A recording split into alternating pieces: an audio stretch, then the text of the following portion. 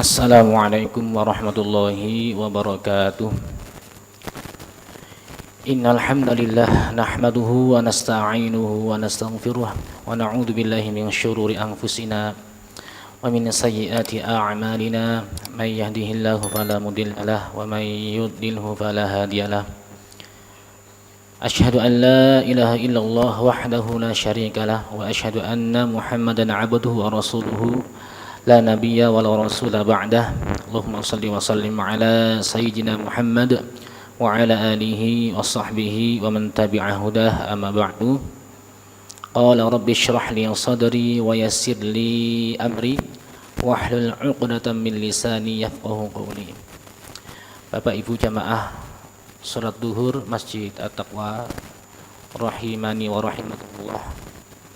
Alhamdulillah pada siang hari ini Allah masih memperkenankan kita menjadi hambanya yang solihah, terbukti dengan dimudahkannya kita, digerakkannya hati kita, terpanggil untuk menunaikan sholat duhur berjamaah. Mudah-mudahan iman takwa ini senantiasa Allah jaga hingga akhir hayat kita. Amin ya rabbal alamin.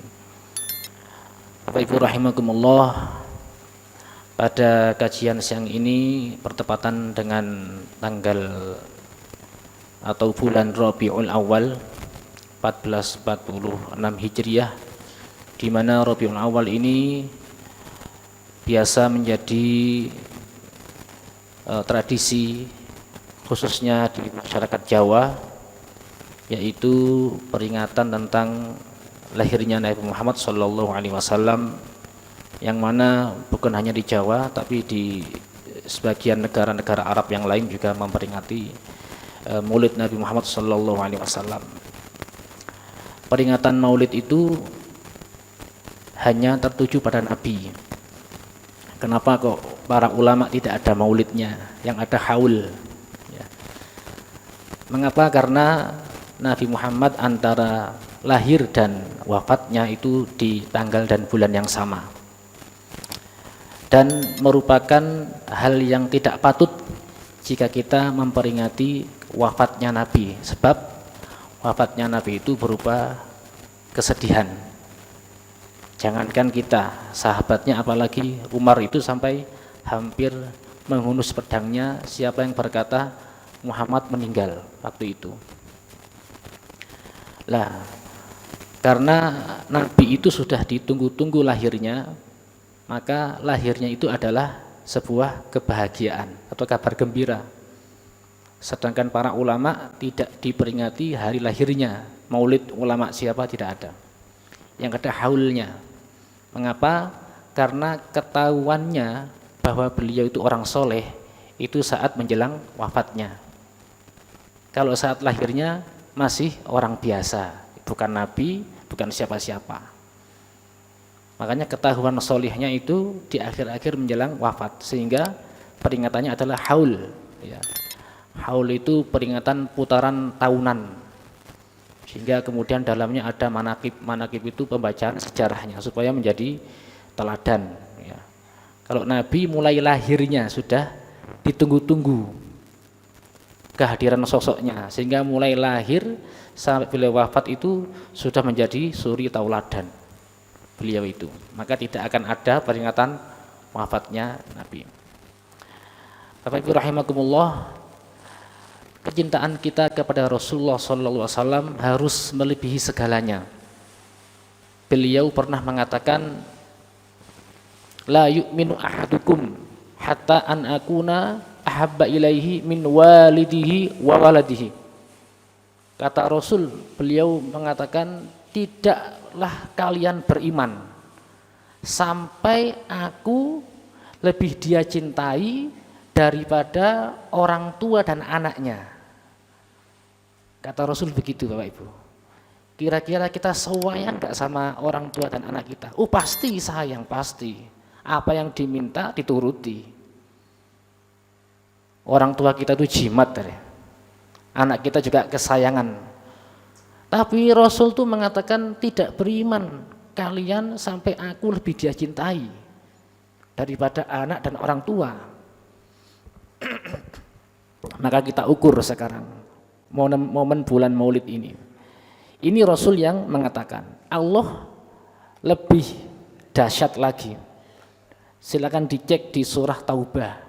Ada ayat yang mengatakan qul in kana aba'ukum wa abna'ukum wa ikhwanukum wa azwajukum wa amwalun iqtaraftumuha wa tijaratun takhshawna kasadaha wa masakinu tardawnaha ahabba ilaikum minallahi wa rasulihi wa jihadin fi sabilihi fatarabbasu hatta ya'tiyallahu bi amrihi.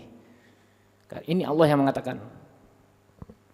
Kata Allah merintah ke Nabi Muhammad, qul Muhammad, katakanlah, apabila bapak-bapak kalian, anak-anak kalian, istri-istri kalian, kemudian harta kalian, kemudian perniagaan kalian yang kalian takut ruginya, rumah-rumah kalian yang kalian suka, itu lebih kalian cintai daripada Allah dan Rasulnya dan jihad kepada Allah, fatarabbasu, maka tunggulah keputusan Allah.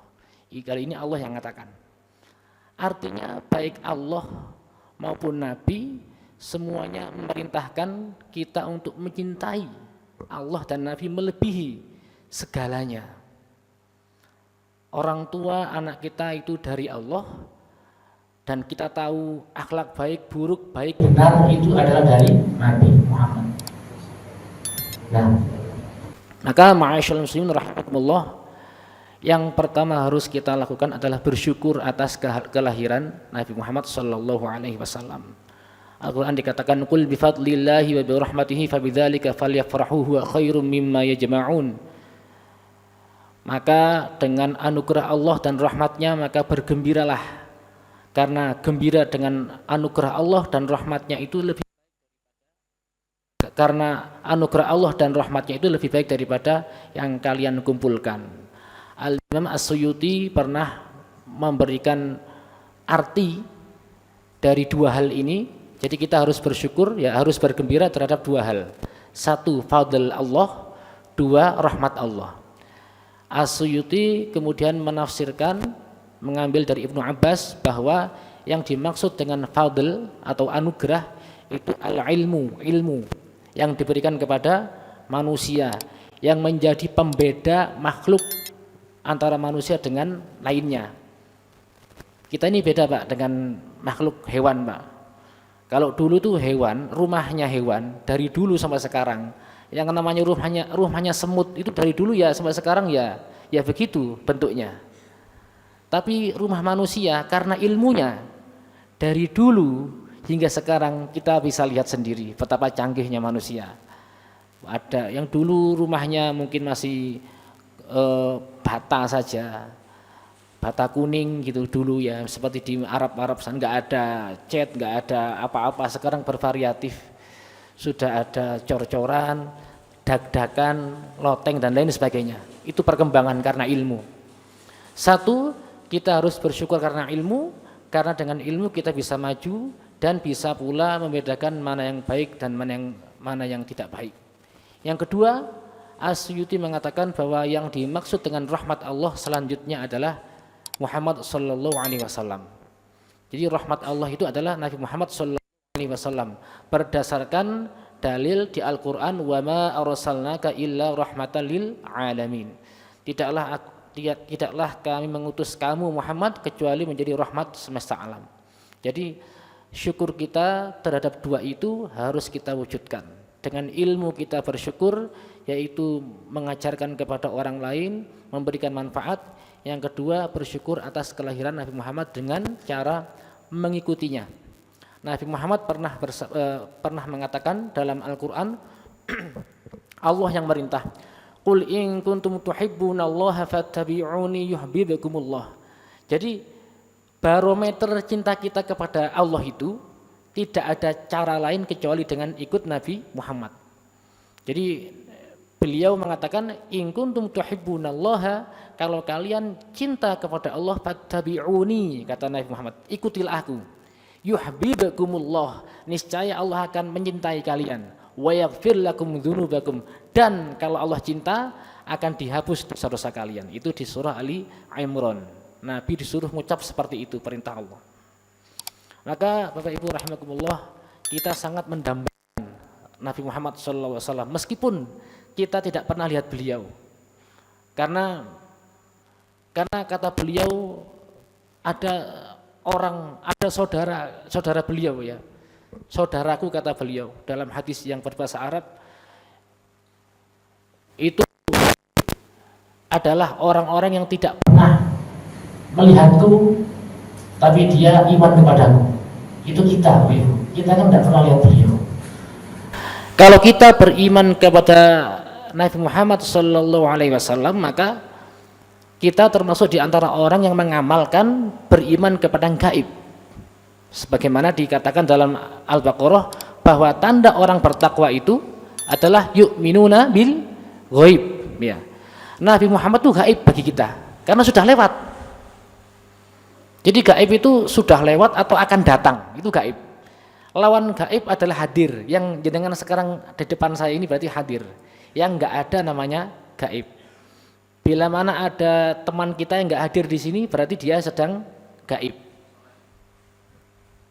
Ya, makanya dalam bahasa Arab absen presensi kelas di sekolah itu disebut kasyful ghuyab, ya, daftar orang-orang gaib yang nggak hadir maksudnya. Lah, Nabi Muhammad, Nabi Adam, Nabi Nuh, Ibrahim dan lain sebagainya yang telah lewat itu adalah hal gaib. Tapi kita percaya kiamat, surga, neraka, pahala, dosa, huru hara yang akan datang termasuk Imam Mahdi ya, itu juga gaib, tapi kita percaya. Kalau kita percaya maka kita termasuk di antara orang yang bertakwa. Karena kita percaya adanya surga neraka, maka kita ketika akan melakukan kebaikan terdorong oleh pahala atau ridho Allah. Ketika akan melakukan kemaksiatan takut karena ada neraka. Lah, neraka yang kita percaya ini kan gaib. Sehingga orang itu bisa bertakwa akhirnya. Nah, baik, kita kembali ke tema ya, bahwa Nabi Muhammad adalah yang selalu kita dambakan, yaitu syafaatnya di yaumul qiyamah kelak. Nah, tema kita pada siang hari ini adalah mengenal syafaat Nabi. Kita sering disebutkan kata syafaat, bahkan sering kita mendengar syair ya, huwal habibul ladzi turja syafa'atuhu likulli hauli min ahwali muqtahami. Beliau adalah habib, yaitu orang yang terkasih, turja syafa'atu, harapkan syafaatnya. Apa itu syafaat? Jadi dalam kitab ini kan bahwa syafaat ada dua jenis. Pertama, kita mengkaji apa sih syafaat itu. Syafaat secara lughawi itu disebut dengan at-tawassut lil ghair min jalbil manfa'ah au daf'il madurrah. Syafaat itu adalah perantara untuk orang lain dalam kaitannya dengan memberikan manfaat atau menghilangkan madurrah. Itu disebut dengan syafaat. Bahasa mudahnya pertolongan. Ya.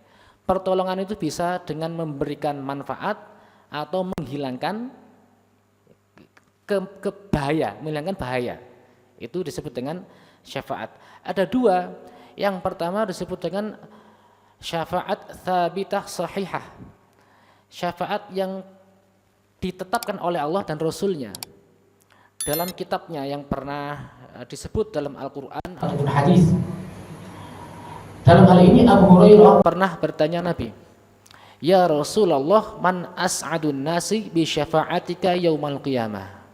Wahai Rasulullah, siapa orang yang paling berbahagia? Siapakah manusia yang paling bahagia dengan syafaatmu di hari kiamat? Kata Nabi memuji Abu Hurairah, hanya kamu yang perhatian tentang ini. Sampai tanya gitu, kata Nabi. Kemudian beliau menjawab, as'adun nasi bi syafaati yaumal qiyamah man qala la ilaha illallah khalisan min qalbihi aw nafsihi. Orang yang paling bahagia dengan mendapatkan syafaatku pada hari kiamat adalah orang yang mengucapkan atau mengatakan la ilaha illallah secara ikhlas dari kalbunya, dari hatinya, dan dari jiwanya. Jadi orang yang berhak mendapat syafaat Nabi yaitu orang yang mengesahkan Allah, bertauhid, tidak nyembah yang lain. Itu kata beliau. Namun syafaat itu ada 3 syarat Bapak Ibu. Dapat diperoleh dengan 3 syarat. Yang pertama yang disebut syafi', pemberi syafaat, itu harus mendapat ridho dari Allah. Harus dapat ridho dari Allah, diizini oleh Allah.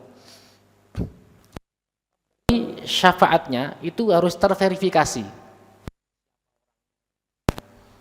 Kemudian yang kedua, masyfu' lahu, yang disyafaati itu pun juga harus diridhoi oleh Allah, diizini oleh Allah. Kita ya, mudah-mudahan diridhoi ya. Kita ini adalah masyfu' lahu. Kita pun juga bisa syafi', mensyafaati. Nah, kemudian yang ketiga, ada izin dari Allah antara syafi' dan masyfu' lahu.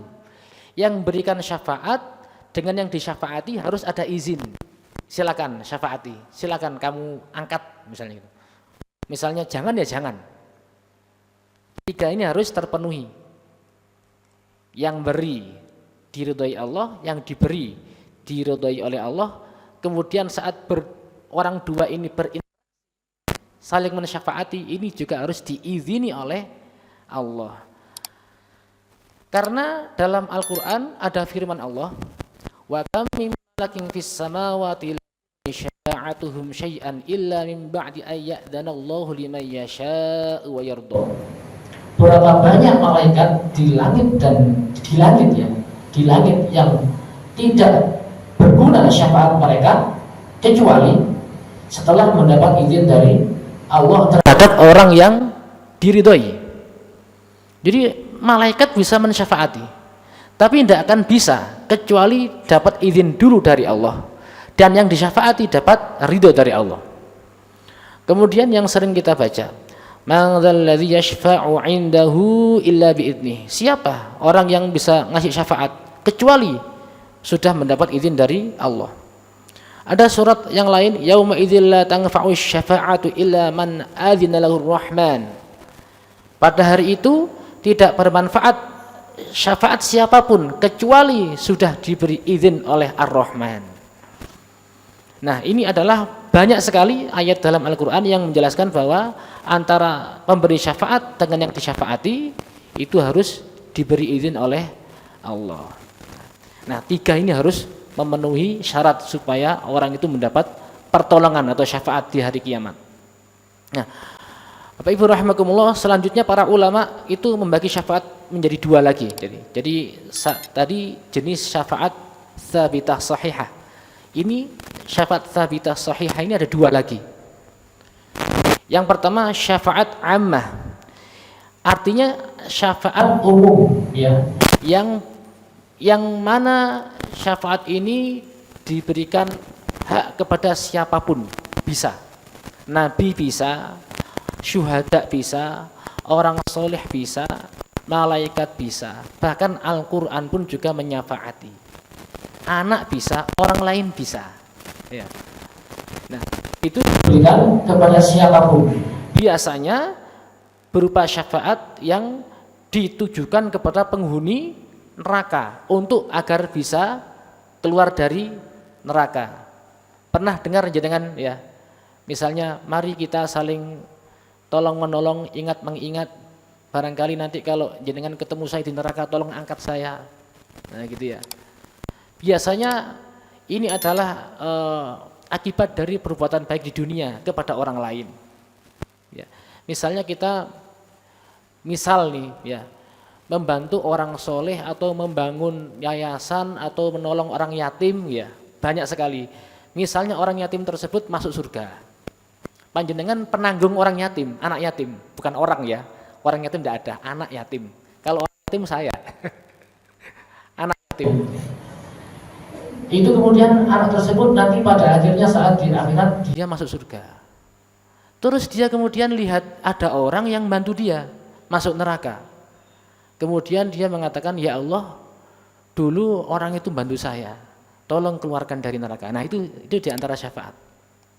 Kalau dalam hadis ini panjang sekali disebutkan, fawalladzi nafsi biyadihi ma minkum min ahadin bi asyaddi munasyidatin lillah fi istiqda'il haqqi minal mu'minin.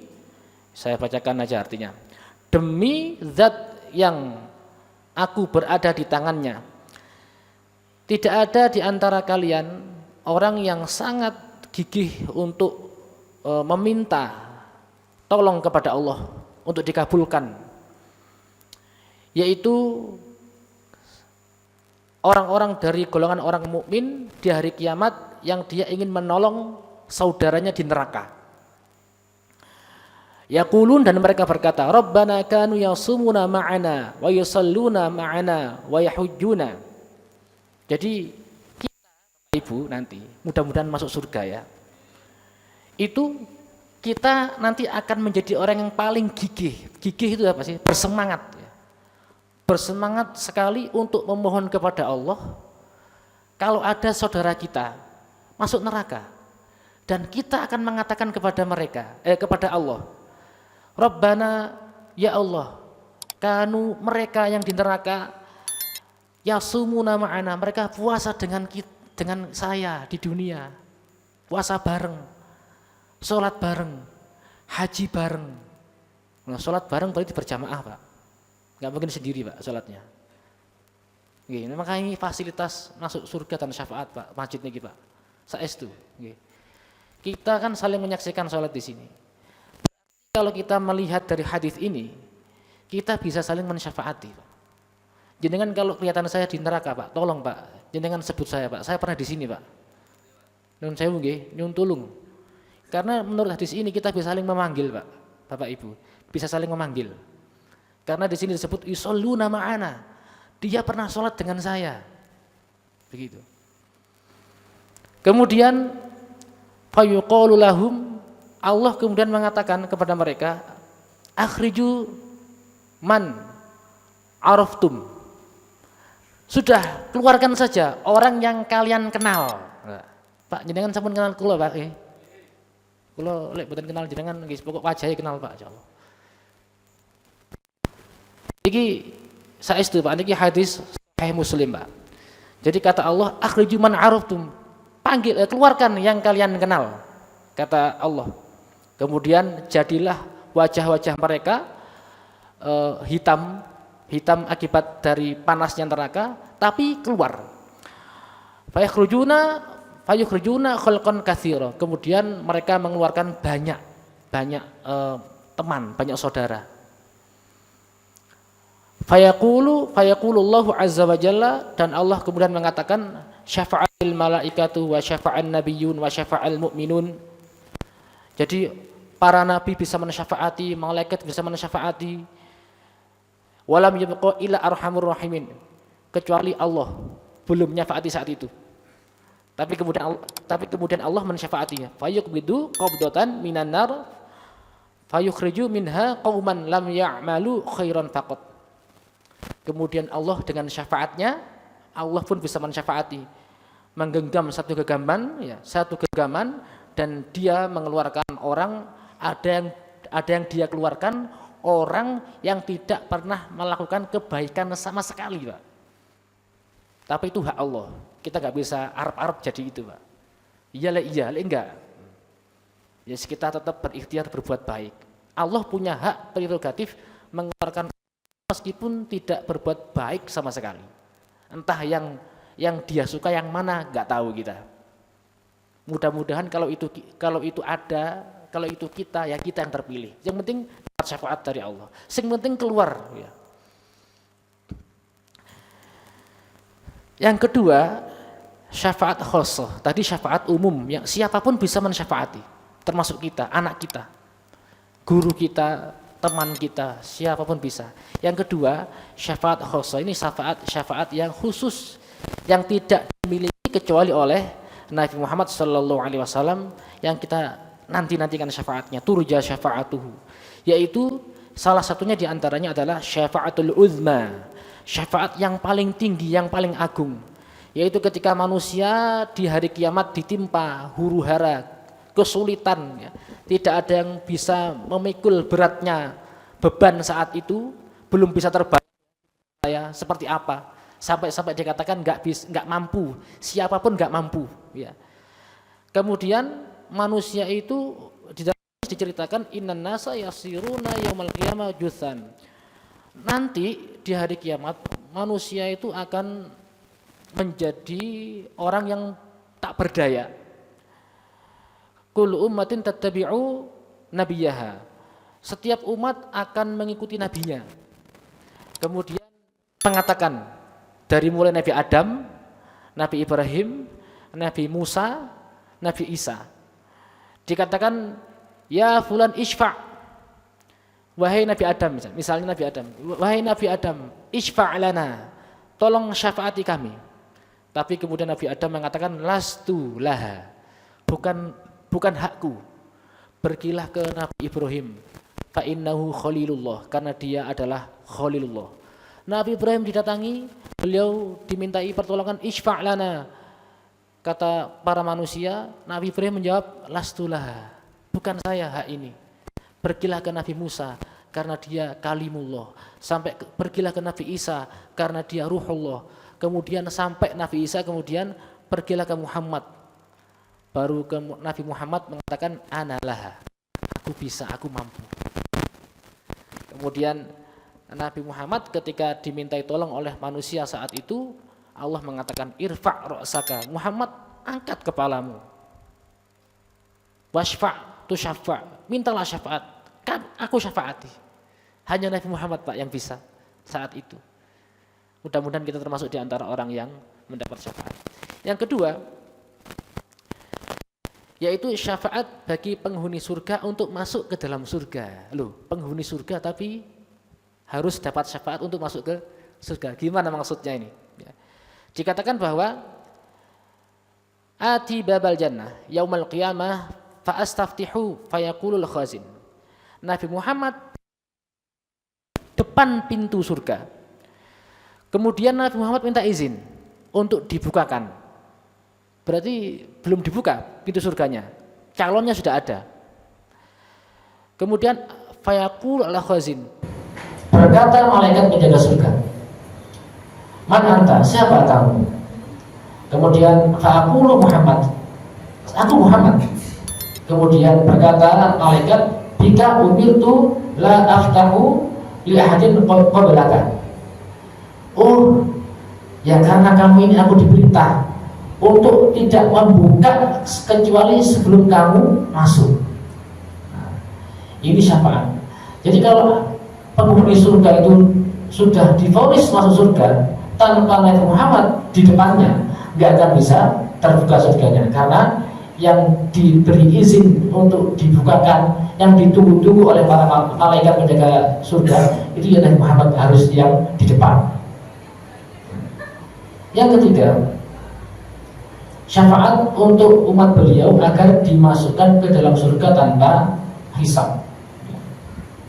Yaitu ini panjang sekali hadisnya, sangat panjang sekali. Yaitu ketika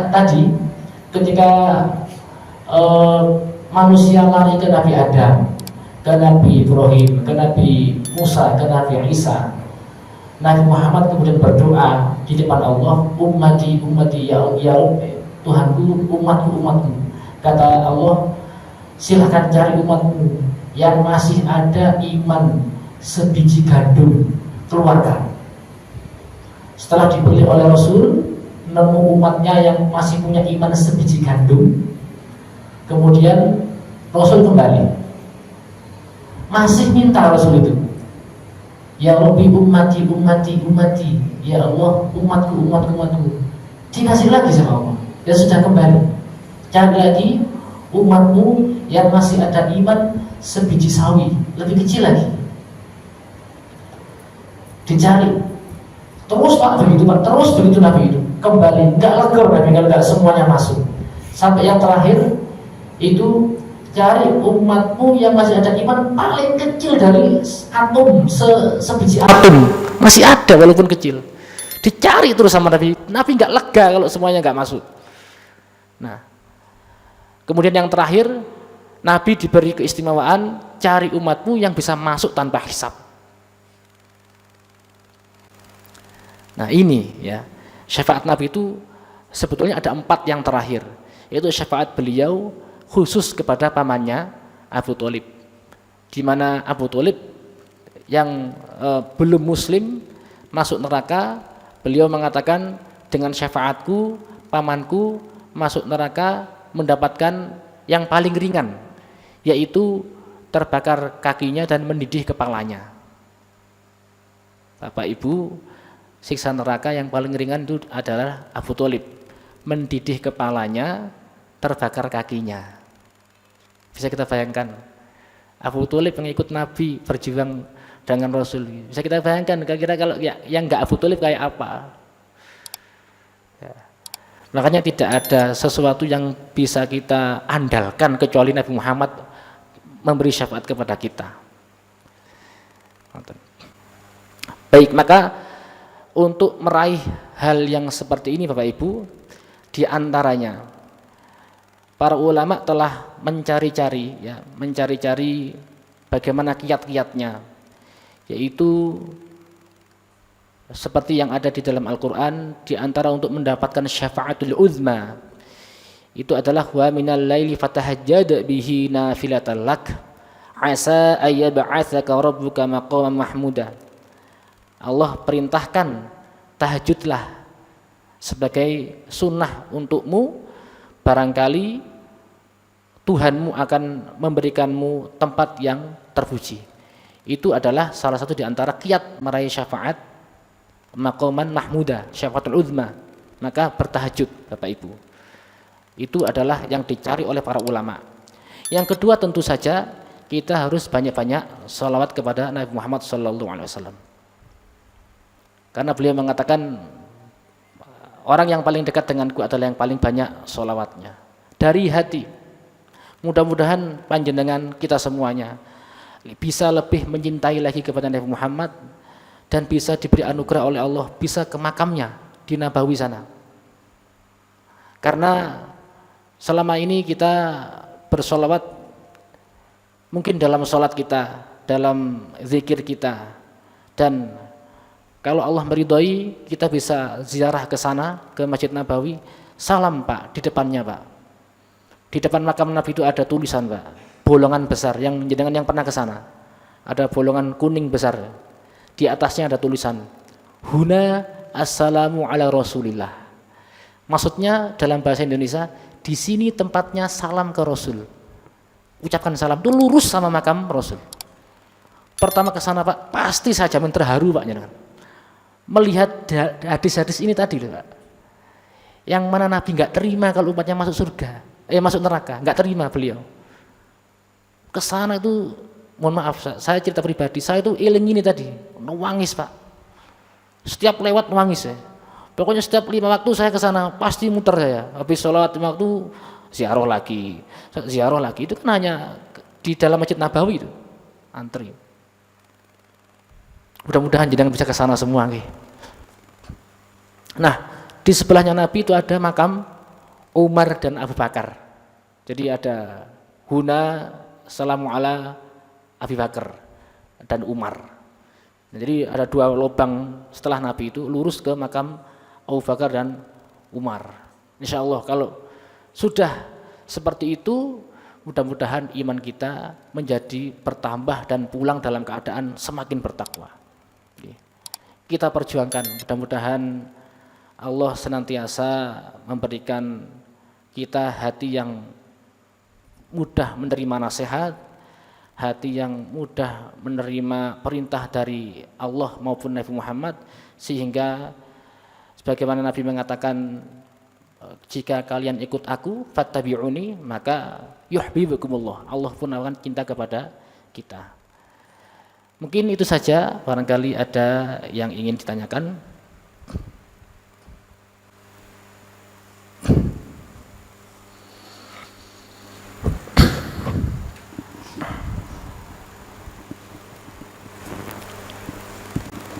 Assalamualaikum warahmatullahi wabarakatuh, Ustaz. Waalaikumsalam warahmatullahi wabarakatuh. mengenai yang terakhir Ustadz, waktu ke Masjid Nabawi tadi kan disebutkan ada tanda kuning untuk menyampaikan salam kepada Rasulullah.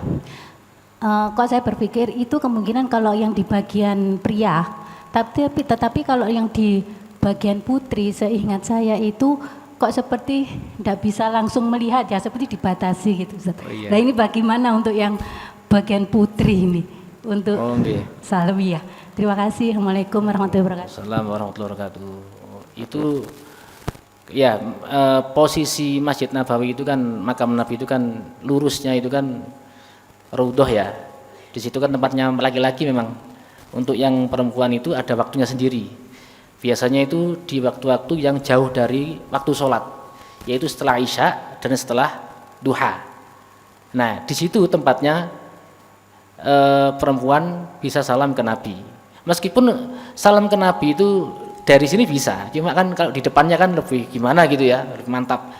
Lah, setahu kami ketika ke sana, kalau perempuan itu tidak bisa ziarah seperti laki-laki yang setiap waktu bisa ziarah berkali-kali karena lewat pasti ya. Kalau ibu-ibu itu ya masuk Raudhah itu.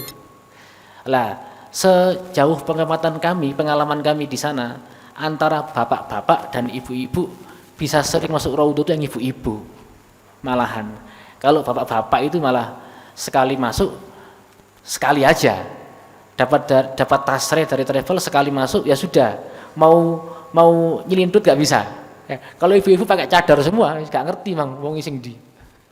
Bolak-balik masuk masih ada. Ya salam dari jauh bisa. Itu begini ya. Maksud dari lubang itu tidak harus salam itu sampai pas di lubang. Kalau nggak di lubang nggak sampai, enggak. Itu hanya menunjukkan bahwa ketika lewat situ kita posisinya lurus dengan makam Nabi. Seandainya pun kita salam dari tempat sholat wanita ya, dengan menghadap ke beliau enggak masalah. Di sini pun enggak masalah. Yang jelas kenapa kita harus salam, kenapa kita harus sholawat. Dalam hadis Sahihain dikatakan bahwa ketika kita salam ke Nabi, baik di sini atau di sana ya, atau sholawat kepada Nabi, itu Allah mengembalikan ruh beliau, dikembalikan. Untuk apa? Untuk menjawab salam kita, Pak. Untuk menjawab salam kita. Nggak sama dengan yang selain Nabi ya. Kalau jenengan di kuburan yang lain selain Nabi gitu, tidak ada hadisnya orang itu jawab salam ya. Tapi kita disuruh salam memang. Ke ahli kubur kita suruh salam. Kalau di kuburan terus ada yang jawab, bahaya. Ya. Tapi kalau ke Nabi itu memang Allah dalam hadis Muslim ya, itu dikatakan Nabi dikembalikan rohnya untuk menjawab salam kita. Makanya perintah sholawat itu dari Nabi hidup sampai Nabi wafat ya tetap kita diperintah sholawat. Gitu. Ya, sampai sekarang pun kita bisa perbanyak sholawat meskipun tidak harus di Nabawi. Ngoten nggih Ibu. Berarti antara waktu duha ke duhur dan isya ke subuh. Karena kalau duhur ke asar yang dekat-dekat gitu itu bukan jadwalnya ibu-ibu ke Raudhah biasanya. Ngoten malih. Tambah sedikit Ustadz. Okay. Apakah ada waktu tertentu yang bisa untuk menuju ke Raudhah yang bisa lewat misalkan pintu keberapa gitu? Tidak ada pintu lagi selain Babu Salam ya, setahu saya. Karena Raudhah itu sudah diatur jalan masuk dan keluarnya, nggak bisa nerobos kita. Jadi di Masjid Nabawi itu sudah ada pagar-pagar yang masuknya ke sini, keluarnya ke sini. Ya. Kalau dari soft wanita saya nggak tahu, nggak pernah masuk. Kalau dari soft wanita nun saya ngapunten nggih, saya mboten pernah. Nanti kalau saya ngajak istri tak kasihkan ceritanya dengan. Tapi kemarin pengalaman kami ke sana itu ibu-ibu itu sampai setiap hari ada yang ke Raudhah. Nggak tahu caranya gimana saya. Padahal secara izin itu mestinya cuma sekali. Ya. Satu kali berangkat ke sana sekali aja. Dan waktu itu alhamdulillah rombongan kami itu kejebak maghrib di Raudhah. Wah, akhirnya lama di Raudhah ya. Sampai 45 menit sampai adzan maghrib sampai maghrib selesai, lama di Raudhah. Kita harus meyakini bahwa meskipun di Raudhah itu tempat yang mustajabah, tapi rahmat Allah tersebar di seluruh muka bumi. Tidak perlu putus asa Bapak Ibu ya. Rahmat Allah itu tersebar di seluruh muka bumi. Asal kita ini orang yang takwa, maka mustajabah doanya. Tidak ada doa tertolak kecuali kalau kita dalam keadaan ada makanan yang haram masuk. Itu dalam hadis diceritakan bahwa ada orang yang lusuh badannya seperti sudah safar jauh, begitu ya. Mestinya dia berdoa dikabulkan mestinya. Dalam keadaan safar, dalam keadaan lusuh, tapi nggak dikabulkan. Kenapa? Ternyata ada makanan haram masuk ke dalam tubuhnya. Bisa haram karena zatnya, bisa haram karena cara memperolehnya. Itu sebetulnya yang menghalangi kita tidak dikabulkan doanya.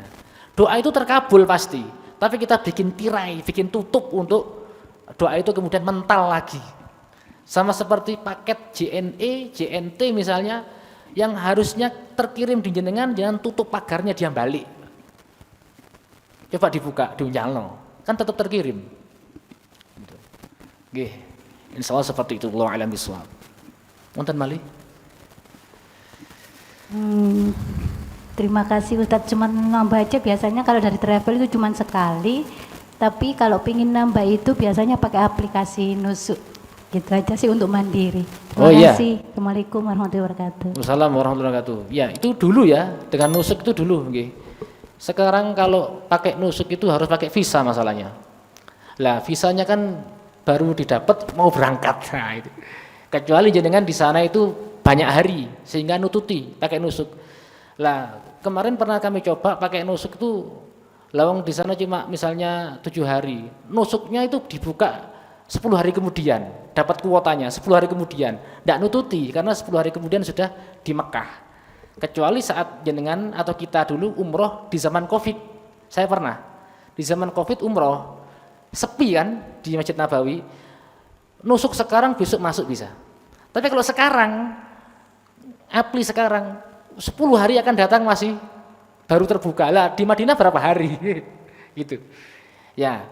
Itu makanya kemarin nggak kami coba nusuk itu, karena pengalaman nggak ketemu anunya, ya kecuali pas rezeki, ya itu beda lagi mungkin. Nah gitu pengalaman beda antara pas Covid dengan pas nggak Covid. Ya. Nggih ngoten Ibu, matur nuwun informasinya Bu. Berarti saya dapat rezeki kemarin, tahun kemarin. Alhamdulillah. Pagi tahun kemarin. Tahu kosong ya. Oh nggih. Iya, jam tidur pagi Bu, nggak ada orang yang kepingin ke raudhah pagi-pagi. Betul jenengan. Memang iya, pagi itu sepi Bu, sehingga mungkin pas pilih jam itu nggak pas pagi. Nah jenengan milih pagi, ya, alhamdulillah, pilih pagi dapat. Enggak, buka nusuknya itu kebetulan yang kosong waktu masuk ke nusuknya itu pagi. kuotanya pas pagi adanya. Jadi setelah sholat subuh itu kita nyangkong di nusuknya itu. Tahun tapi kemarin. dapatnya malam, hampir tengah malam gitu sih. 2023. 2023 kemarin. Oh, okay. Alhamdulillah berarti. Okay. Rezeki. Baik Bapak Ibu, yang bisa menjadi pelajaran pada hari ini adalah banyak sekali ya. Ini dalil banyak sekali. Jadi syafaat itu pertolongan. Pada intinya saling tolong menolong itu bisa saling mensyafaati ya. Saling beramal soleh itu juga bisa saling mensyafaati. Kemudian apapun siapapun anak kita, guru kita, anak kita, kenapa kita akikoi ya, karena dia kan tergadai sebelum diakikoi kemudian dilepaskan. Artinya ketika anak itu kemudian meninggal sebelum dia balik, itu dia adalah bisa menjadi syafaat orang tuanya. Kalau Al-Quran disebutkan dalam kitab Fadhailul Quran, kalau Quran itu bisa mensyafaati.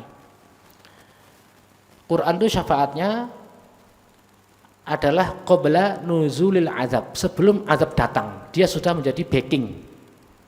Dia sudah menjadi backing orang yang pembaca Al-Quran. Kan dikatakan Iqra'ul Qur'ana fa innahu ya'ti yaumal qiyamati syafi'an li ashabi. Bacalah Quran karena dia akan datang di hari kiamat sebagai pemberi syafaat kepada sahabatnya. Sahabat itu berarti tidak kenalan Pak. Sahabat itu ya tiap hari Pak. sahabat ya. Jadi sedikit-sedikit walaupun 2 lembar, 3 lembar setiap habis maghrib kita baca.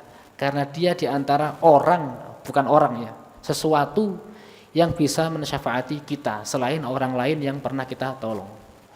Dan kita pun bisa mensyafaati orang lain asal kita punya amalan yang bisa menolong orang lain. Makanya saling berbuat baik ini pasti bisa mensyafaati. Mudah-mudahan kita bisa mensyafaati keluarga kita, teman kita, dan kita disyafaati oleh orang yang kita dambakan syafaatnya, siapapun. Kita nggak akan sanggup apa-apa di hari kiamat kecuali amal kita dan orang-orang yang pernah kita baiki untuk kita minta syafaatnya. Mudah-mudahan selamat di hari kiamat. Amin ya rabbal alamin.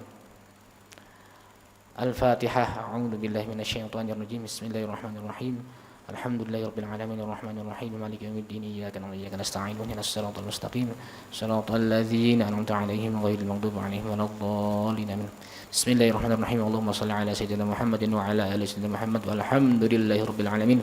Allahumma inna nas'aluka bihaqqil Fatihatil mu'azzamah was sab'il mathani an taftah lana bi kulli khair wa an tatafaddala alaina bi kulli khair wa an tu'amilana mu'amalataka li ahli khair wa an taj'alana wa auladana wa talamidana wa dhurriyyatina min ahli ilmi wa ahli al-Qur'an wa lil khair wa an tahfadhana fi adyanina wa anfusina wa auladina wa ahlina wa ashabina wa ahbabina min kulli mihnah wa fitnah wa bisin dhair. ربنا آتنا في الدنيا حسنة وفي الآخرة حسنة وقنا عذاب النار وصلى الله على سيدنا محمد وعلى آله وصحبه وسلم. الحمد لله رب العالمين والله أعلم بالصواب. ثم السلام عليكم ورحمة الله وبركاته.